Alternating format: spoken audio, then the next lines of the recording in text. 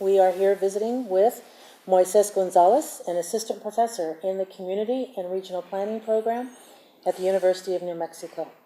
We're very excited, Moises, to have this chance to sit and visit with you, hear a little bit about some of the work that you're doing in the Community and Regional Planning Program. I understand that you just spent the weekend working with your students out in the field building a community garden. Yes, thank you for having me here. And so I'm teaching a class, CRP 420-520, which is basically the capstone studio for the undergraduate planning, environmental planning and design program. Which you are the director of that program. Currently the director. And so basically the idea of the studio is to get an understanding of how urban planning and physical planning relates to community. So the first part of the class is just understanding basic drawing conceptions, and then the next. So there's the first module is based around that. The second module is based around how do we convey or represent a space and how it might be, how might a vision be perpetuated from a space, whether it be a streetscape, whether it be a surface parking lot that might emerge as housing, it might be just an empty vacant lot that could emerge itself as a community garden, and how that might, in terms as it relates to community development, as we move in the last module, how might we work with the community and talk about enhancing a space? So we worked with community partners, which involved APS, FoodWorks, and Dragon Farms, which is a nonprofit community farming organization. So they worked with our studio in coming up with a conceptual design for a garden at Kirtland Elementary School.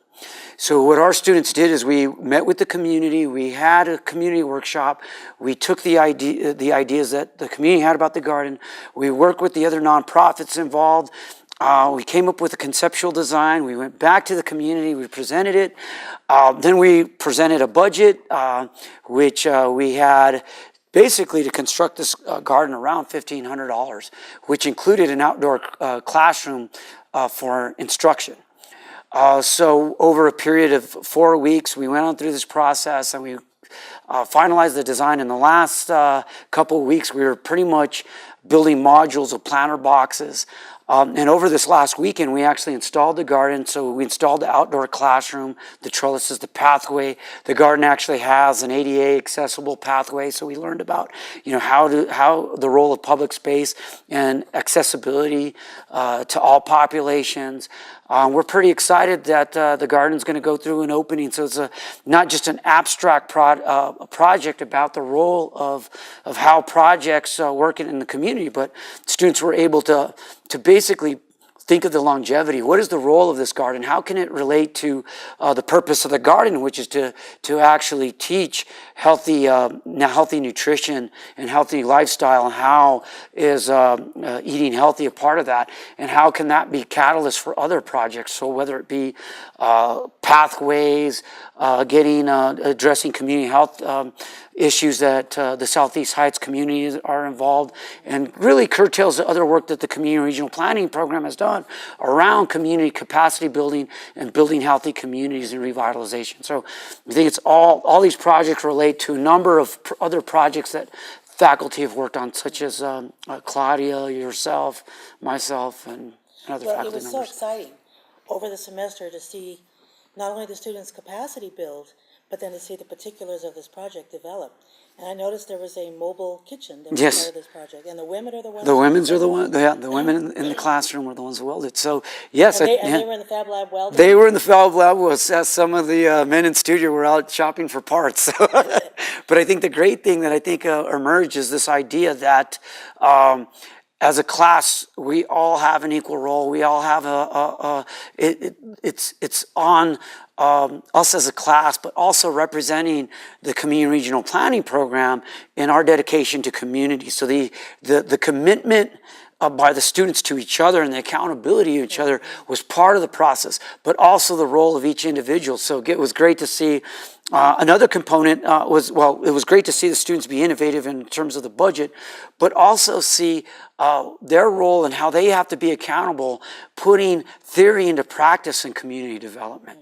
It's not just the idea of how we improve community, but it's your role as an individual to be a worker amongst workers, to be able to implement a project like this. So when, as these students go on and maybe pursue a master's in community and regional planning, if they pursue other areas of water resource management, Latin American studies, architecture, landscape studies, that they really pursue their role in being able to manage budgets, being able to be able to, so if a student someday lands up managing a water system for a community, what is their role in accountability and understanding the complexities of systems?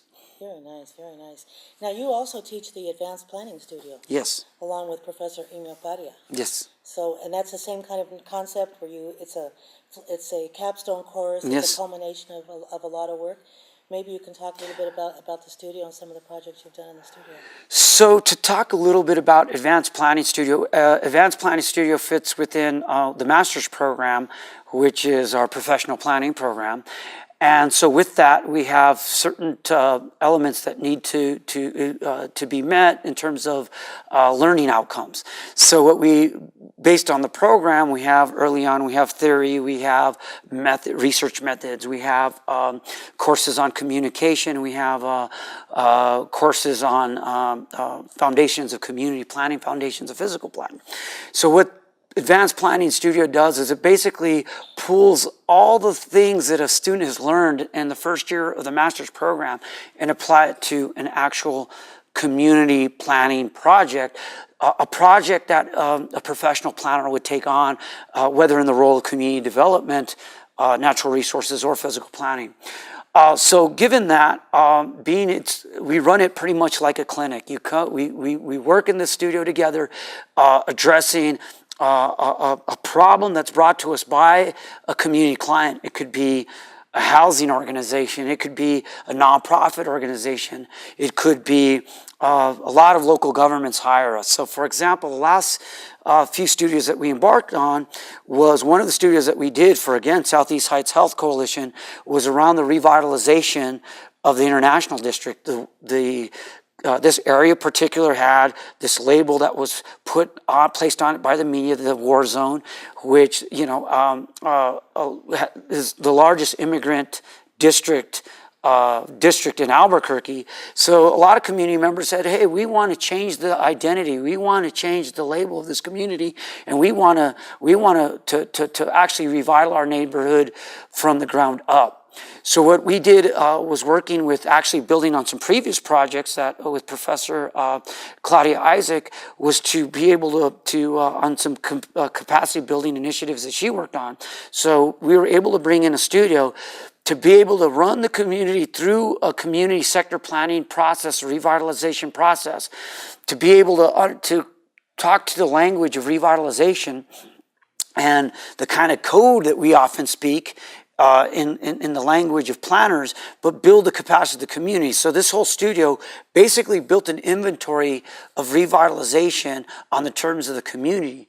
Where this has gone is this became the framework of the sector plan. So now that the city of Albuquerque is working on the sector plan, the community has a plan saying we have an identity and we have an interest of how we want the outcome of development in the future. Yeah, you can feel the buzz. The International District is a new buzz. It's a new buzz, and that process was built on work that the studio worked.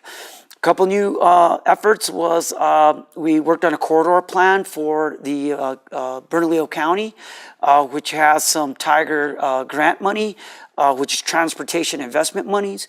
And the idea is how can we work to build a bus rapid transit system that would work for that community. So again, we answered some fundamental questions for the county and also the Public Works Department. So now that we have other consultants where we also have graduates of our program, such as Will Gleason, who's actually the project coordinator for the firm Decker Parrish, they're in Sabertini. They're actually using this framework to use some of the questions that were answered in studio to frame the planning process. Sounds like most of these projects are examples of a direct connection between the work that we're doing in the community regional planning program and local governments, nonprofits. So in a way, that they're getting actualized, they're getting used and applied, and there's a difference being made here.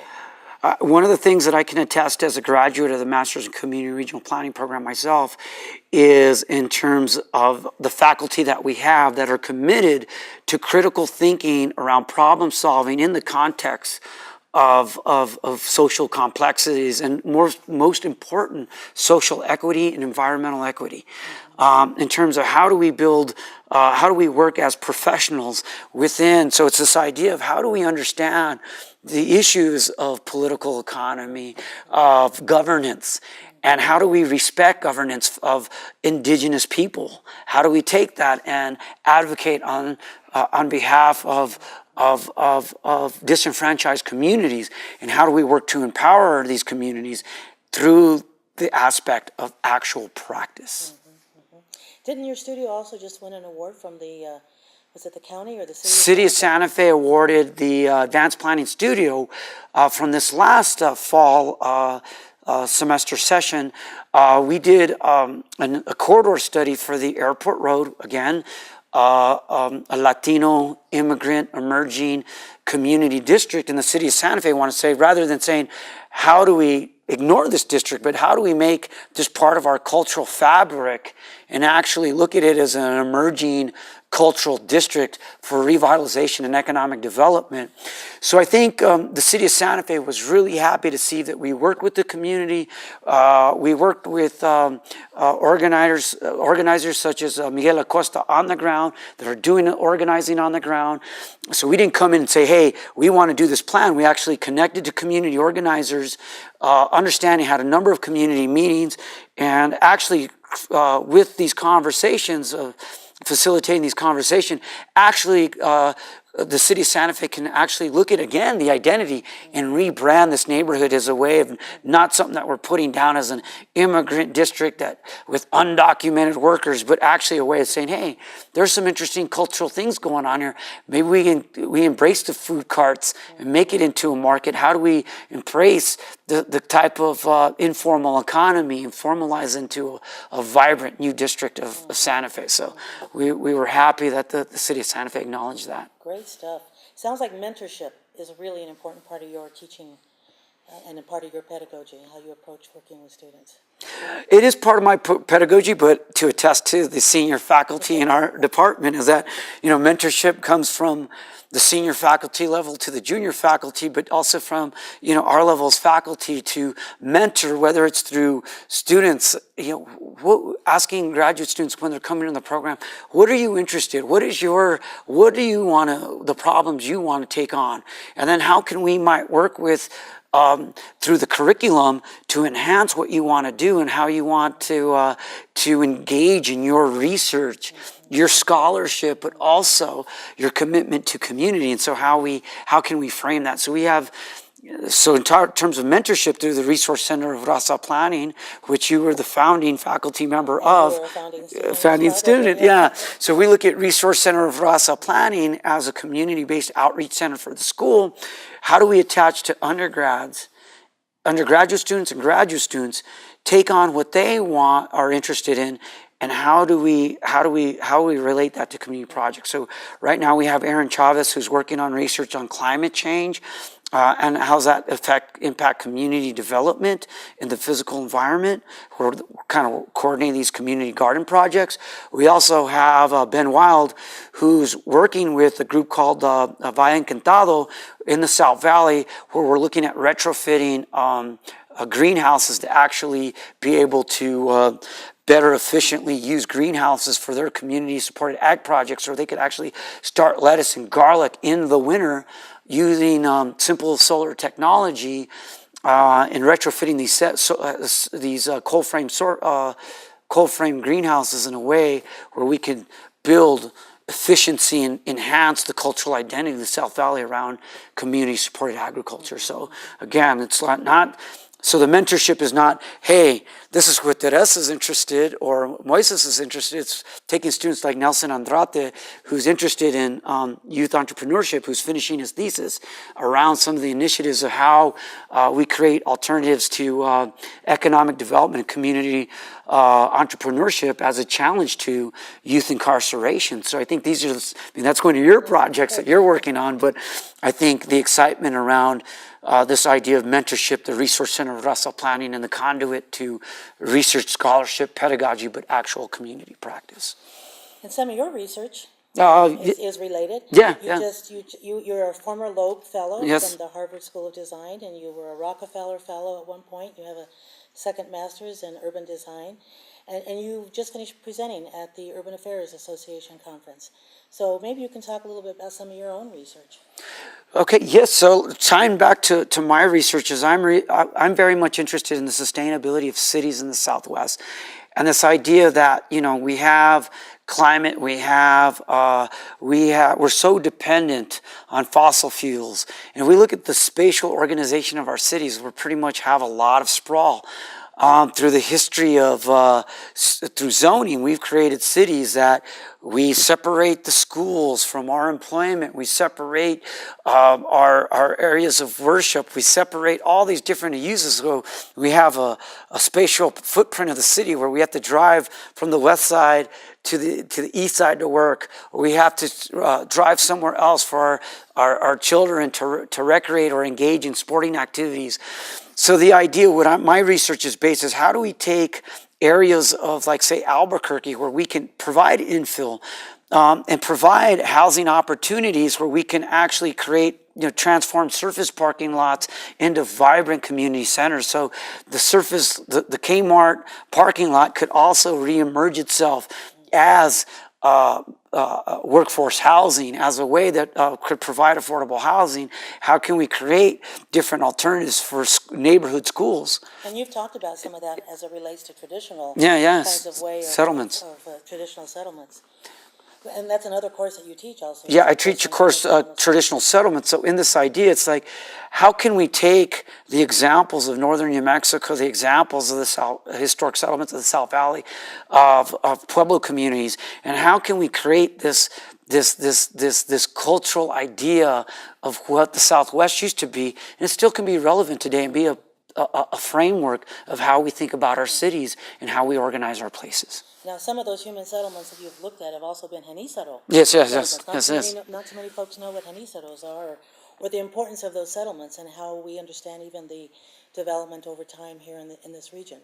Maybe you can say a little bit about what you do. I have gotten interested in, just because of my historic background, my mom's from Abiquiu, my dad's from Cañón de Carnuel land grant, which is basically in the foothills of the Sandia Mountains. And so through my, through being a land grant member, we still manage community lands as a community. So when you digged, when I started digging into the history of the community, we found out that we were placed out there to be this buffer settlement between the Comanche that were raiding Albuquerque and the Rio Grande Pueblos and the Hispanic settlements of the valley. So in that, we started researching our own kind of background, doing research on our genealogy, going through the birth records, the death records, finding out that we were actually a settlement where most of our bloodlines come from Apache, Comanche, and Ute background and mixed Pueblo or even Mexican Indian background.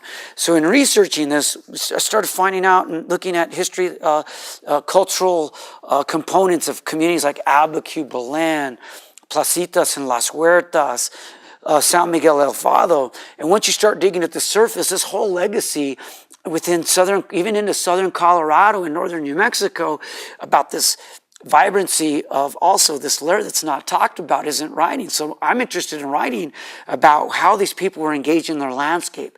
How did their landscape affect their land use? And how did they, in these tough environments that didn't have a lot of water, how did they start, kind of merge these cultural ideas through the plains, through these migratory settlement patterns, and attach them to this knowledge to then become a hybridized community in itself, taking the best of what the Spanish worked and what the Pueblos worked, what they knew from their legacy of of dry migrant environments like the Apaches, and being able to merge this into one, this way of understanding of place, so this place-based development pattern. And then So the idea is to take some of those Yeah. ideas and apply them to some of our contemporary There- issues that we're facing right now, such as global climate such change. as climate change. These, I mean, well, if we look at kind of the economic nomads we've become, we basically our cities such as Denver or Albuquerque, we've created the situation where we're dependent on the automobile. We have lost our respect for water, so I think it's time that we reconnect with these settlements, but not in a way where we look at preservation, these idea of what these whole settlements were, or this, we romanticize culture, but we apply an understanding of place within a modern context. And how do we build, whether you came from New York City yesterday, or whether you're fifth, eighth generation, or you're an immigrant from Mexico, or you have an African-American legacy in the southeastern part of New Mexico, or whatever your cultural background, it's how do we understand and build a community that's integrated in our environment, that respects, again, our environment, but also our differences, and we build the next generation of the American city. Place is very important in all of that, isn't it? Yeah. And the concept of place, and how we connect to place, and how we build community as it relates to our place, seems as an important part. You have been a practicing planner up in Rio Arriba County, and where you actually did some agricultural preservation work, working with some of the local folks there. And you've also been and are somewhat of an activist as it relates to land grant communities. You've tied some of that work back with some of the work with the Resource Center for Asset Planning, and using some of your other skills around GIS mapping. So maybe you can talk a little bit about how you connect the land grant work, Resource Center for Asset Planning, and your GIS mapping. So yes, yeah, thanks. Take me back a little bit in the past about some of my some of my work in going back 10, 15 years. So when I got out of graduate school out of the Master's Community Regional Planning Program, I worked in northern New Mexico as the planner for Rio Arriba. Rio Arriba wanted to, there was at that time a lot of second home development. There was a lot of this idea of going to northern New Mexico and plopping down a second home ranchette. And this idea of living the American West, through this idea of moving from California, but exploring nature and exploring the West. But some of the impacts is we started having a bunch of septic tanks, a lot of individual wells. So basically, the fragile farmlands, where the acequia land, started getting contaminated. And it's a very delicate natural environment where you have all the private land in the river valleys in Rio Arriba counties, where the historic farmland is, and where the hillsides and the forest land is pretty much under the land management of the Forest Service and the BLM. Well, there's a lot of historic complexities that go in that. When this part of the world was colonized, and basically the United States started making these lands, basically confiscated land grant lands to make these forest lands for resource extraction, whether it be for timber, whether it was for coal, whether it be for natural gas, is still going on today. And so we have these valleys that were choked along, and where that's where the development is. So some of the things that some of the planning strategies we took on in Rio Arriba was, let's take some relief off the farmland by doing cluster development. So let's connect to the old cluster plaza, but let's make it on a smaller scale, where you can have, if you had 10 acres, you could do a cluster development of maybe 3-4 acres, or 2 acres, where a whole 5 housing units could coexist within a family unit. And you relieve that pressure of having a house here, a house here, a house here, but maybe you preserve this section as farmland. And then this becomes kind of the area of that type of housing development pattern. Well, so once we said, okay, well, that was great, but the problem is we really should look at that piece of land on the top of the mesa, and maybe that's more historically or more environmentally suitable for development. And let's going back to what we used to do, what the Pueblos used to do and early Hispanic settlements do. So we worked on a lot of... There's an example. Yeah, there's an example, yeah. So we worked on the comprehensive plan that really attested to this idea of how do we get back to connected to this land grants system. Then we started saying, well, there's all these drug problems, there's all this breakdown in cultural elements, so where are the health issues? We have a highest rate of heroin per capita, this is Riba, highest incident of per capita overdoses in even the country.